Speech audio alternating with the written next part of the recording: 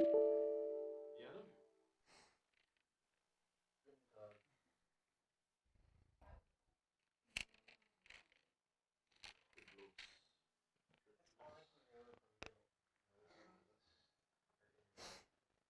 right, so we're live.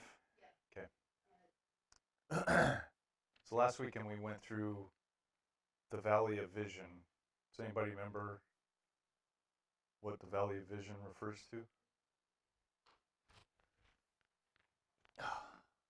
No.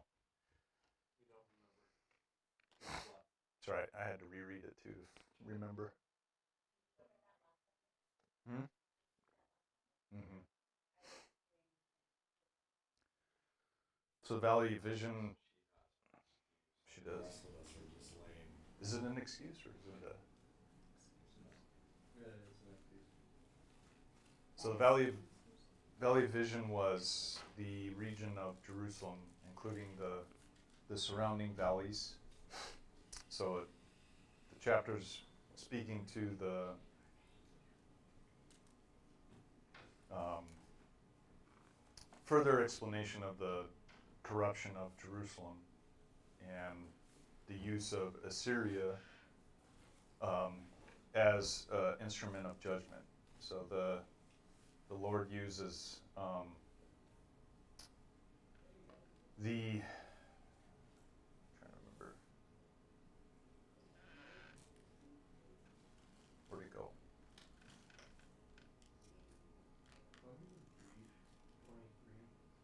What's that? Want me to read 23? 23 what? Of Isaiah? No, not yet. Okay.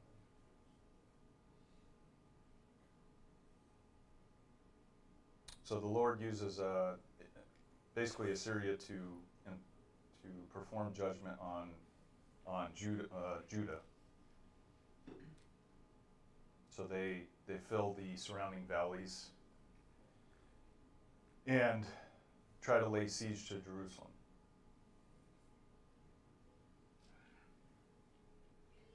And then we looked at, towards the end of the chapter, it talks about Shebna, who was the scribe for the king. And usually the scribe was basically second in command, so he was behind the king, dealt with all things like domestic disputes, basically the administrator to the king. And so Shebna was an eponym for the office that was held that had become corrupted. And then the Lord, diabetes, low, okay. Did he get a snack? So the Lord is replacing the office with an individual whose name in 2 Kings is Eliakim, who is more righteous, and it was also a type of Christ. So we looked at Messiah fulfilling that office as scribe as well. So then we got to chapter 23, which is about judgment on Tyre. David, did you want to read the whole chapter? Yeah, I can. Okay. So this is from the New Living Translation. Weep, O ships of Tarshish, for the harbor and houses of Tyre are gone. The rumors you heard in Cyprus are all true. Mourn in silence, you people of the coast, and you merchants of Sidon. You traders cross the sea, sailing over deep waters. They brought you grain from Egypt and harvest from along the Nile. You were in the marketplace of the world, but now you are put to shame, city of Sidon. For Tyre, the fortress of the sea, says, Now I am now I'm childless. I have no sons or daughters. When Egypt hears the news about Tyre, there will be a great sorrow. Send word now to Tarshish.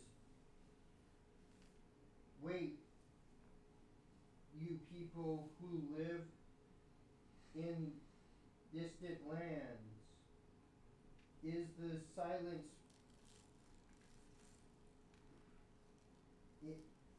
is this silence ruin all that is left of your once joyous city? What a long history was yours. Think of all the conflicts you sent to display distant places. Who has brought this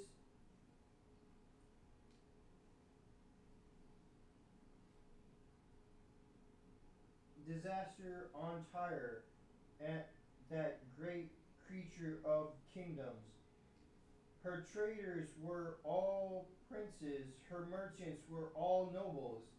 The Lord of heaven's armies has done it to destroy your pride and bring low all earth's nobility. Come, people of Tarshish, sweep over the land like the flooding Nile, for Tyre is defenseless. The Lord held our held out his hand over the sea and shook the kingdom of the earth. He has spoken out against Philistia, ordering that her fortress be destroyed. Her He says, never again will you rejoice, O daughter of Sidon, for you have been crushed. Even if you flee to Cyprus, you will find no rest. Look at the land, Babylonia. The people of the land are gone. The Assyrians have handled Babylon over to the wild animals of the desert. They have built siege ramps against its walls, torn down its places, and turned it into heaps of rubble. Wait, O ships of Tarshish, for your harbors is destroyed. For 70 years, the length of a kingdom's life, Tyre will be forgotten. But but then the city will come back to life, as in the song about the prostitute. No, prostitute. Yeah, I said it right. Take the harp and walk the streets. You forgotten harlot, make sweet melody and sing your songs, so you will be remembered again. Yes, after 70 years, the Lord will receive Tyre, but she will be no different than she was before. She will again be a prostitute to all kingdoms around the world, but in the end, her profits will be given to the Lord. Her wealth will not be hoarded, but will provide good food and fire clothing for the Lord's priests. Okay, That's it. thank you. So Tyre, as Babylon was considered the city of imperial power. Tyre was considered the city of commerce of the world. So it was one of the main trading hubs in that area.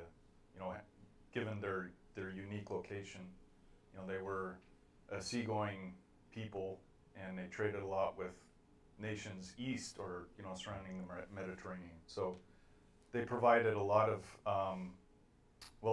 like Babylon obtained their power through subjugation of nations. Tyre obtained their power through trade. So they were a very wealthy nation, and they were hard to conquer as well. The Assyrians had a hard time, just given their geographic location. When they went up against Assyria, they were able to. Oops.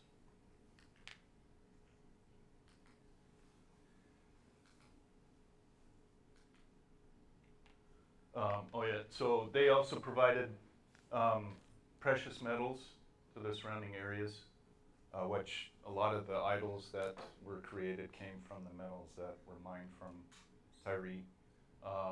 And then also the dye that they created from the shellfish, the purples and reds, were highly sought after for, especially in Egypt, for the royal colors, dyeing of cottons. And notice when Tyre falls, when judgment is announced on them, there's a lot of nations that are severely affected by it. Egypt being one, because Tyre wasn't an agricultural state, so they relied on trade with Egypt for their grain and corn stores. So when Tyre fell, that was a commerce that Egypt relied on heavily, and so they were affected as well.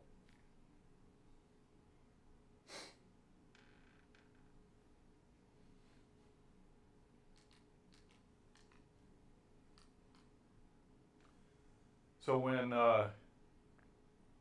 Tyre, being as wealthy as they were, gained the attention of Nebuchadnezzar,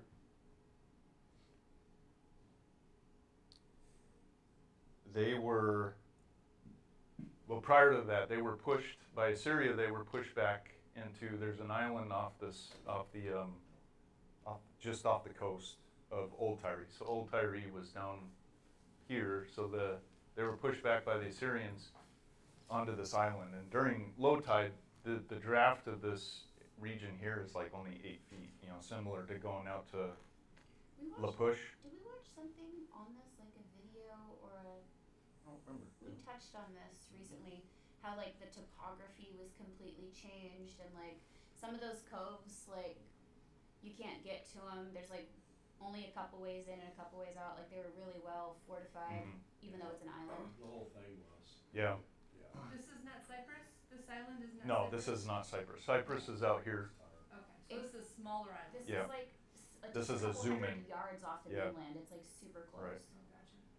Yeah, they basically marched across here during low tide and reset up basically their city there, and that became Tyre. Like Joe and what's your name?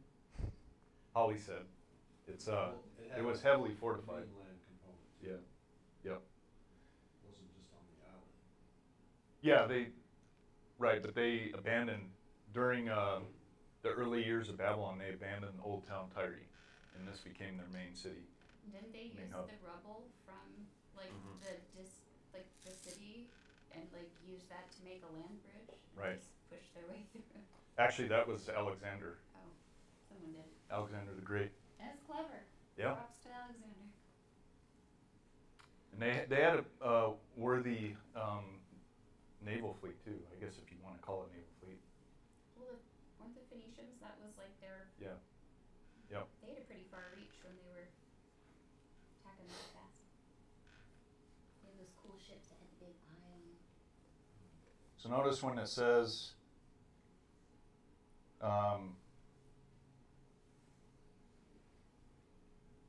when they were basically made no more for 70 years. So I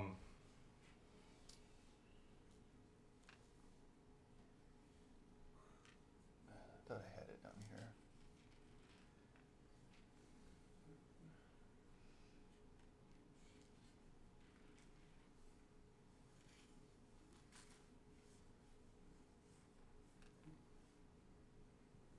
Yeah, so the ships that were stationed in, or that were from Tyre, were called the Ships of Tarshish.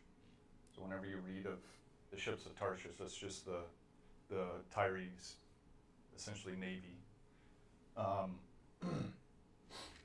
So when Nebuchadnezzar, when they gained the attention of Nebuchadnezzar, he carried them off. He was able to advance on the island and basically utterly, he didn't destroy it, but he carried all the people of Tyre away into captivity. And that's when it's referring to in, what is it, verse 17? It says yes after. Verse 15. So they will be forgotten for 70 years. So then under Persian rule, King Darius, was smart and noticed the worth of Tyre and the profit they could provide in the trade. So he reestablished Tyre, the island, and brought the people back in there, and they were able to bring Tyre back to its former glory. And then under Alexander the Great, one thing unique about Tyre is they were monotheistic, like Judah. So they had one God, who was, I thought I had it. His name was Melkart. Huh? No, I was thinking about Hercules. Oh, okay. Melkart was a form of Hercules? I don't know. I don't know. So they worshiped Melkart, and when Alexander the Great,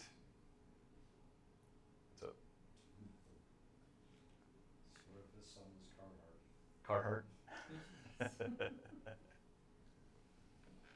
You asked. I was just checking. So when Alexander the Great wanted to offer, because you had to be of Phoenician to worship Melkart, similar to Judah. So you had to be circumcised, become part of Israel. Similarly, you had to be, I don't know, they didn't have circumcision. I don't know what their initiation was, but you had to be of Tyre to worship Melkart in the temple, which was, you can see it there, the main temple there. So Alexander the Great wanted to offer up his homage to Melkart and wanted to enter the temple. Well, they refused his entrance, so he did not take that well. So that's when he carried remnants of old Tyre. I thought he wanted to sacrifice to his gods, like to his I can't remember. Greek gods. Maybe he did. Yeah. And He desecrated their temple. they took a big offense to it, and Yeah. then he's like, "Oh, I'll show Yeah, you." you're right. Yep, He that's didn't let right. me sacrifice to Zeus or whatever. So he basically carried all the old city and established a land bridge, and he utterly destroyed Tyre. So they never existed after that.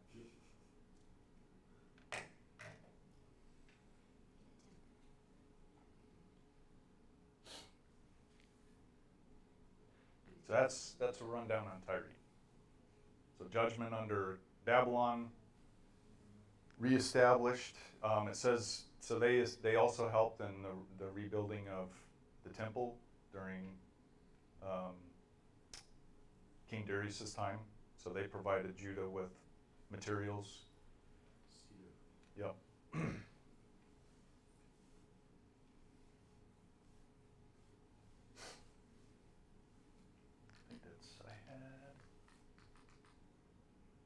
Yeah, Babylon laid siege to the city for 13 years. All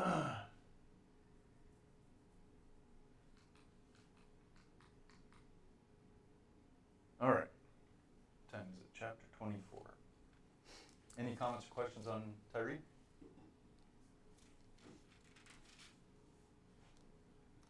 Does Tyre have association with Cyprus?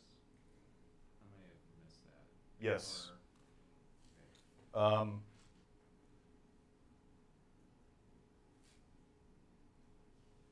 Cyprus, it was just a trade relationship, so they weren't of the same nationality, but they had a trade relationship with Cyprus. Okay. But Sidon, they were very closely allianced as well, and I think isn't there a lot of the references throughout Scripture kind of tie Tyre and Sidon together in a lot of their endeavors. They're both Phoenician. Ruled Tyre until they got independence. Yeah. So when they retreated back onto their island, that was basically their gain of independence. Prior to that, yeah, they answered or were under the authority of Sidon. Wouldn't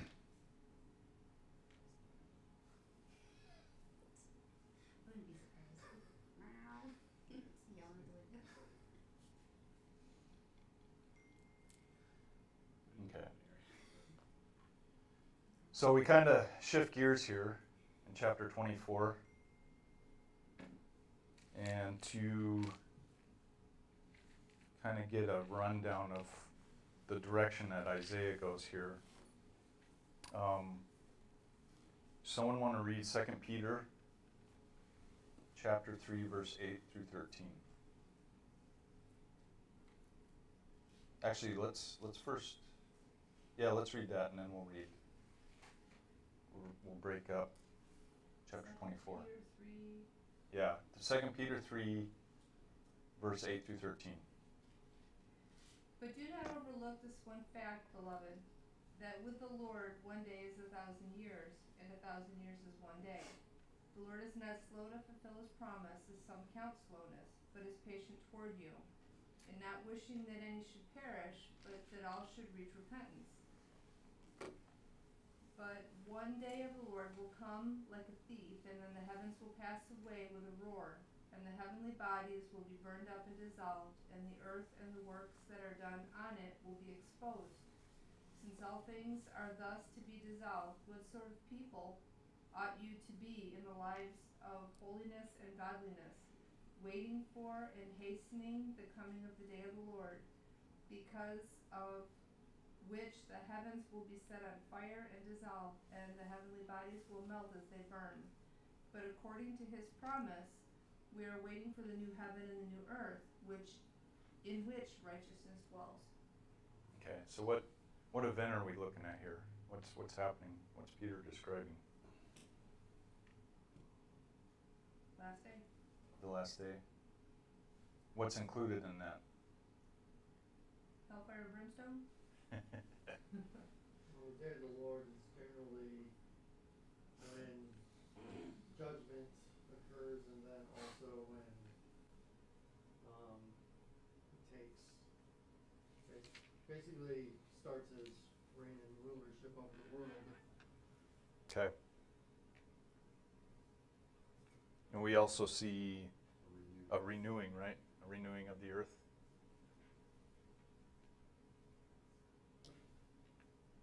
So we'll see here in chapter 24, so I want you to keep that in mind as we go through here.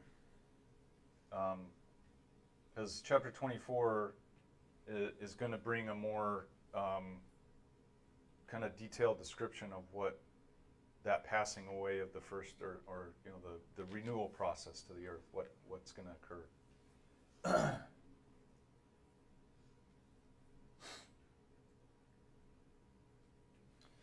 Okay. So verse 1 and 2. Someone want to read verse 1 and 2? Yep. Look, Adonai is stripping and destroying the land, turning upside down and scattering its inhabitants. Kohen and Commoner. Slave and master, maid and mistress, buyer and seller, lender and borrower, creditor and debitor,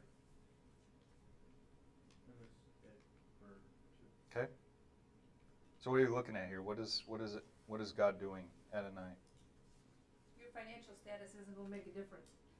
Everybody's equal. Yep, everybody's equal. Cleaning Living in a house. bunker. Dystopian. Love them movies. It's really training. So no matter what rank, status, position a person considers themselves to have, the judgment will embrace all the earth without discretion.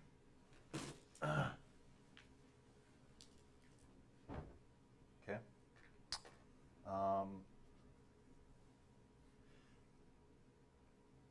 So I want to read, let's do, Pastor, do 3 through 9. The earth will be completely laid waste and completely despoiled, for Yahweh has spoken his word. The earth mourns, withers, the world fades and withers, the exalted of the people of the earth fade away. The earth is also polluted by its inhabitants, for they transgressed laws, violated statutes, broke the everlasting covenant. Therefore a curse devours the earth, and those who live in it are held guilty. Therefore the inhabitants of the earth are burned, and few men are left. The new wine mourns, the vine decays, all the merry-hearted sigh. The gaiety of tambourines ceases, the noise of revelers stops, the gaiety of the harps ceases. You do not drink wine with song. Strong drink is bitter to those who drink it. How far? Just to 9. Okay. Okay.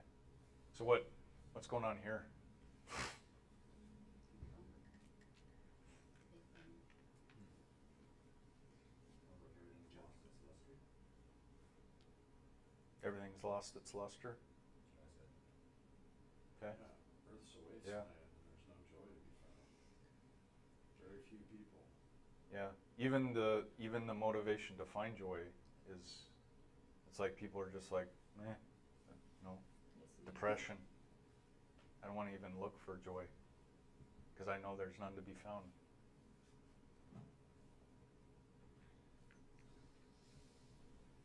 The land lies defiled under its inhabitants because they have transgressed the teachings and changed the law.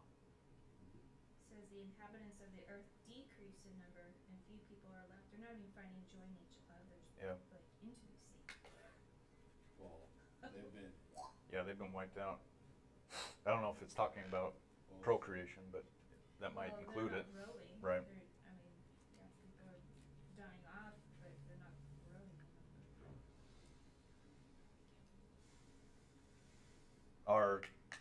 Are we going to be exempt from this time period?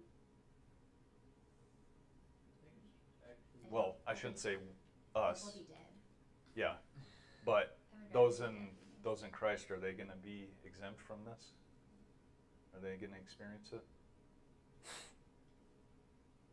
We'll shelve that.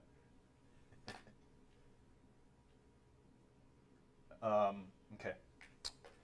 Well, why would Isaiah be talking about this? Isn't his message to Israel? Well, let's read 10 through 16. Someone, Paul, you want to read 10 through 16? 10 through 16. Broken down is the city of chaos, shut against entry every house. In the streets they cry out for lack of wine. All joy has disappeared, and cheer has left the land. In the city nothing remains but ruin. Its gates are battered and desolate. Thus it is within the land and among the peoples, as with an olive tree after it is beaten, as with the gleaning when the vintage is done. These lift up their voice and acclaim from the sea. They proclaim the majesty of the Lord. For this, in the coastlands, give glory to the Lord, in the coastlands of the sea, to the name of the Lord, the God of Israel. From the end of the earth we hear songs, splendor to the just one. But I said, I am wasted away, woe is me, the traitors betray, the treachery have the traitors betrayed. Terror, pit, and trap are upon you, and inhabitant of the earth. How far are you going? Uh, Oh, 16. Okay. oh, Sorry. 17, sorry. Easy.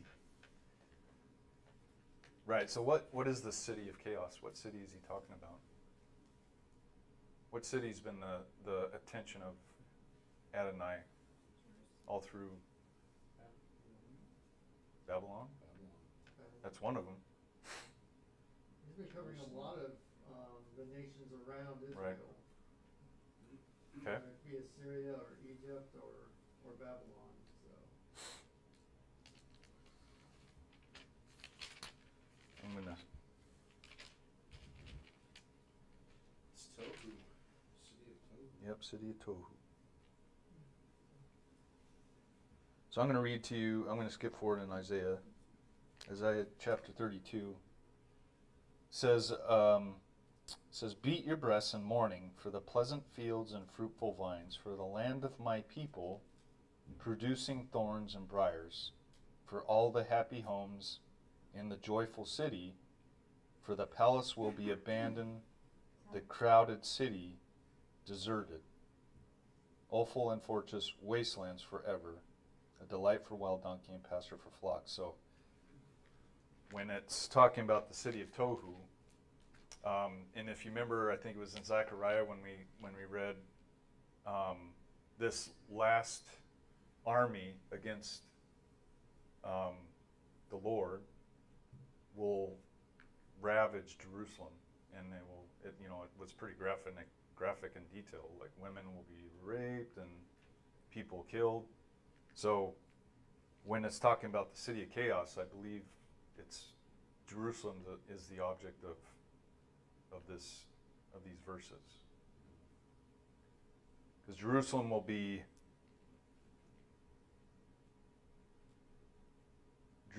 be all but destroyed, and you won't be able to enter it because the destruction, the rubble from the city will block any entrances.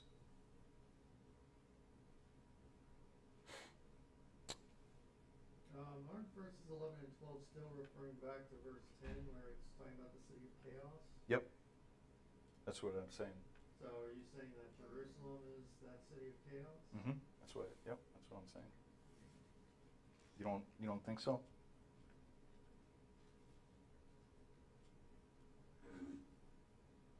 Well, if 23 was talking about Tyre, 24 doesn't name a city in particular.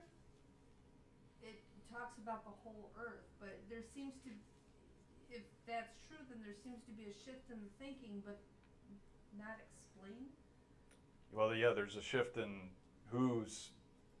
It's not just referring to one nation, but there's also a shift in time too, right? Because it's, from our perspective, Isaiah speaking historically in chapter 23, a judgment that's already occurred, whereas 24 is a judgment that is yet to come.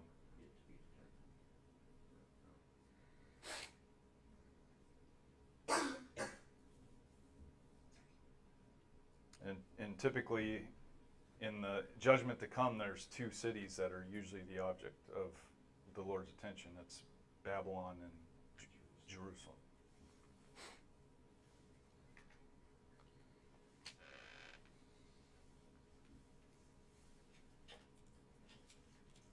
Is it like figurative Babylon? They're both figurative usually. Yeah.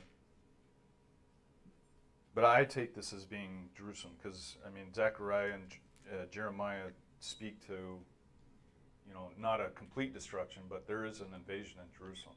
Like they do, and that's what, we'll get into that. That's kind of what it ushers in the return of the Messiah.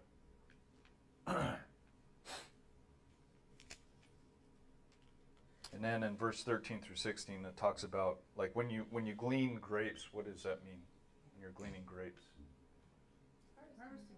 Well, harvesting's already occurred, so you're going back through. What you left. Yeah. So gleaning is going back through after harvest and picking anything left over. That's what Ruth did. Yep. She gleaned. Right.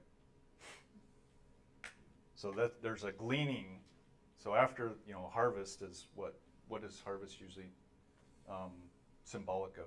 Judgment, right? Like a harvesting, a threshing. So after judgment, there's a small portion of people who are left. When the olive tree's shaken, there's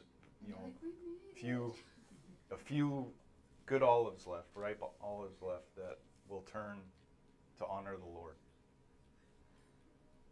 But also too, if you look at the harvest after the olives are harvested or after the grapes are harvested, they trim everything back to the point where it's not pretty anymore. The vines and the trees are just not pretty anymore because the leaves are off and they've cut everything back to nubs. Yeah. And it's everything looks dead. Yeah. Until spring. Yep. All right, so then, oh man, I only got 5 minutes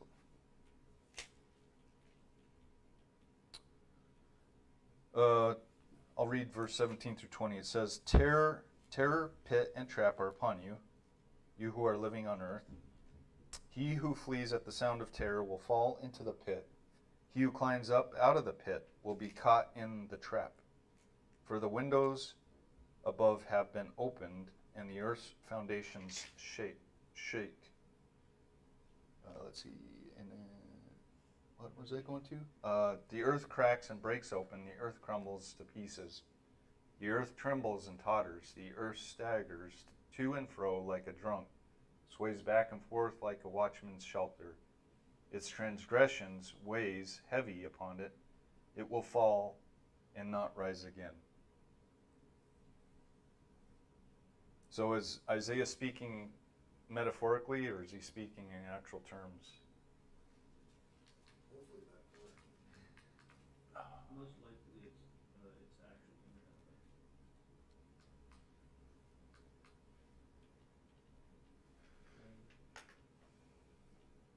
Could it be both? So, one, if we're speaking metaphorically, he could be speaking of the earth systems, right? Or the world systems, like governments, economic, or the economy, foreign relations. So basically all the works of men being destroyed. But we also know that the earth is going through a renewal process, which includes the physical earth, right? Because the physical earth is groaning and moaning for the return of the Messiah. Why is it groaning and moaning? To be renewed.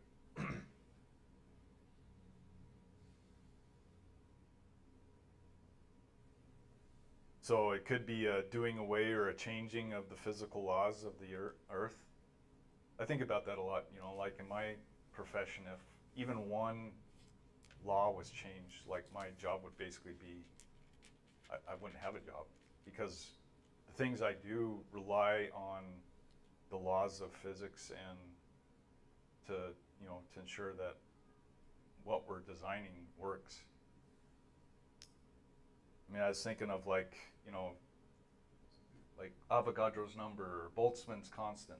These are constants in nature that if God changed, like physics as we knew it would change. Even, gravity, like gravity's the easiest one. I use that in every single day. We figure out how gravitons interact and we're both out of work. You change one, you change Yeah. everything else. Gravity's a big one. Like all of Newton's 3 laws of motion would go out the window. The Carnot cycle, I don't know, those of you that work on engines, engine runs on the Carnot cycle, which has to do with entropy. If that changed, like all of our engines would implode or explode.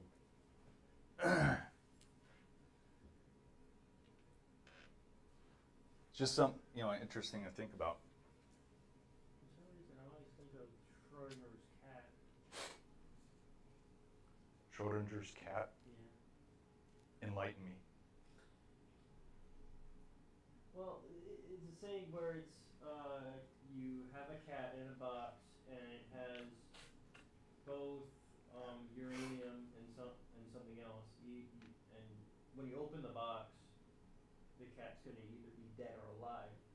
So either way you look at it, it's both a mystery.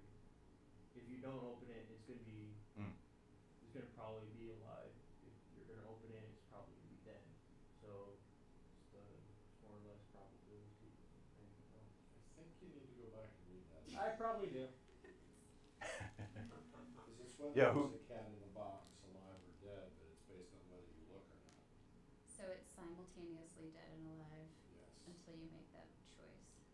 It's just like particles don't exist unless you observe them at the quantum level. They're just fields. Right, Justin? That's over my pay grade. Did you listen to that Higgs boson? I haven't yet. I'm gonna bring I'm it working up on until it. you do, because I gotta have somebody to talk to about it. I'm working on it. All right, I'm out of time, so we'll finish chapter 24 next weekend. What was that law with engines again? What was that? Carnot cycle? Carnot? Carnot. It's basically the conversion of heat or energy into work. And the efficiency of. Yeah, the efficiency, sorry. Yeah, it's a measurement of efficiency. So if your let's say the Lord does away with entropy, then your efficiency goes, huh? I'm gonna lay in bed all day. I don't have energy to get up. Well, your efficiency would go out the roof or go through the roof, right? Like So were you it'd talking about, be, like, in layman's term, like maybe like a fuel mixture, lean and rich, more or less? It's gotta be in that good balance. no, it's how well your engine converts, because a lot of that that conversion's either lost to, through heat transfer, and so you don't get friction's another one. So you don't get a 100% transfer of energy to work. So your engine may, if it was 100% efficient, would create, let's say, 1,500 horsepower, but through loss of friction and heat transfer, it's, given your Dodge, it's probably what, 50 horsepower? Yeah, I'm your GMC. No, that was the only thing I understood in the last 10 minutes. Sorry. That was- Just know if the Lord changed anything about the laws of how we knew it, then at least I'd be out of a job, which I'd be fine with. Well, it just Most goes to messages show of that, entropy were all in trouble. Yeah. that the naysayers of the word, the ones that don't believe, do believe, and then put the science into play, and they still don't believe. I mean, just like you said, remove one element of what you're talking about and see what happens. Yeah. No way.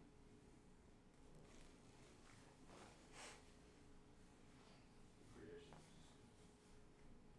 is it's the balance, So Yeah. I'm not the only one that thinks like that. I feel a whole lot better about myself. I wouldn't mind messing around with like how much of the light spectrum we could see. I'd like some more colors.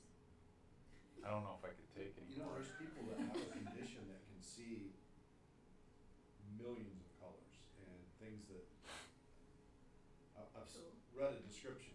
I can't remember what the name of it is. The kids and I were talking about that, Yeah. like being able, like,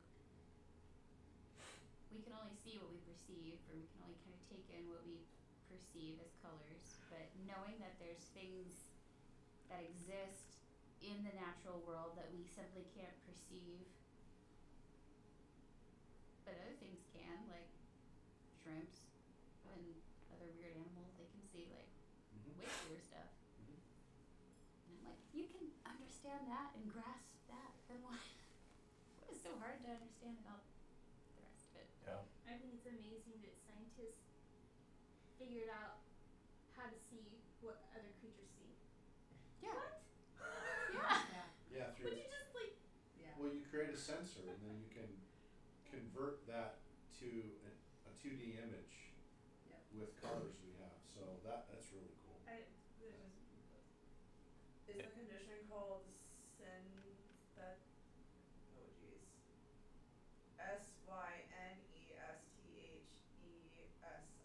Yeah, that sounds right. Synesthesias? That sounds right. All right. 5 minutes over. Isn't there also another condition where they can see sounds? Hey, look, man, I'm not the doctor. Ask Jeff. in the 60s. I believe they called that LSD. Yeah. Yeah. Ask Pastor Wheeler about that, I'm sure. Dan Wheeler, yeah. Tell you all about tripping. Yeah. He still has trips. Yeah, he's got some blowback for that. All right, I'll shut off here.